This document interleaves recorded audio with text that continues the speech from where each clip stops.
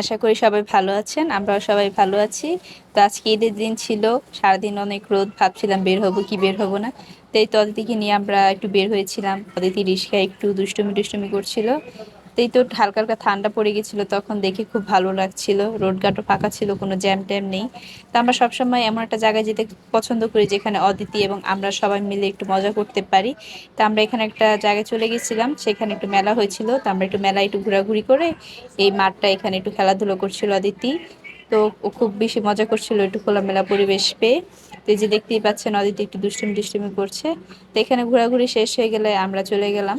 ওই যে রিস্কায় আমার চুলগুলো উঠতেছিল, ওর বাবাকে আমি বিরক্ত করতেছিলাম। তো এখানে খুব মজা করছি। তারপর আমরা এখানে ফ্যান্টাসি স্লেট ডে আমরা চলে আসলাম। এখানে বলতে গেলে ঈদের সময় তো অনেক বেশি ভিড় ছিল। তো তারপর আমরা টিকিট কেটে এই যে ভিতরে ঢুকে গেলাম। এটা ছিল মেন গেটের ভিতরে প্রথমে জায়গাটা।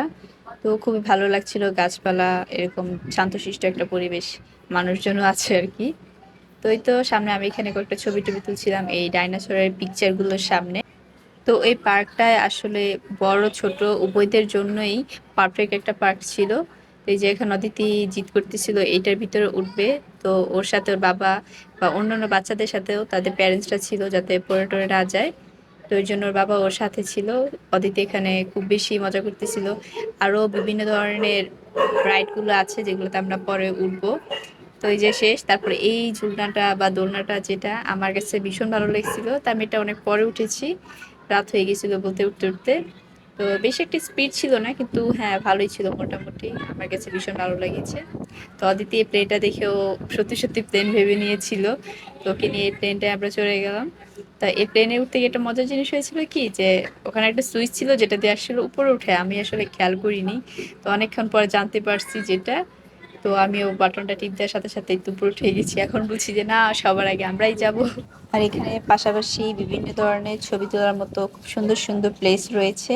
এখানে একটা বোর্ডে গাড়ির মতো কি লেখা ছিল, চলে যায় ফ্যান্টাসি আইল্যান্ড। তারপরটা যে লাভ শেডের, এখানে সুন্দর সুন্দর ছবি তোলা যায়। মানে বিভিন্ন কোনায় কোনায় ছবি তোলার মতো যথেষ্ট জায়গা ছিল এখানে। আর এই যে বাচ্চাদের ছোট ছোট ট্রেন গুলো ছিল, বড় ছোট সবাই এখানে উঠতেছিল, খুব বেশি মজা করতেছিল। তো আমিও অদিতিকে নিয়ে ট্রেনে উঠলাম।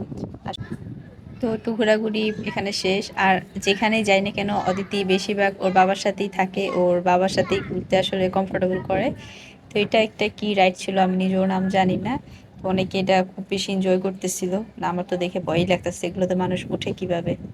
তারপর আমরা এখানে একটু ঘোরাঘুরি করে তারপর ওর বাবাকে বললাম, এবার তুমি একটা কোনো একটা রাইডে উঠো অদিতিকে নিয়ে। তো অনেক জোরাজুরি করার পরে এই গাড়িগুলোর ভিতরে উঠে একটু বেশি মজা করতেছিল অদিতি আর ওর বাবা ওর সাথে।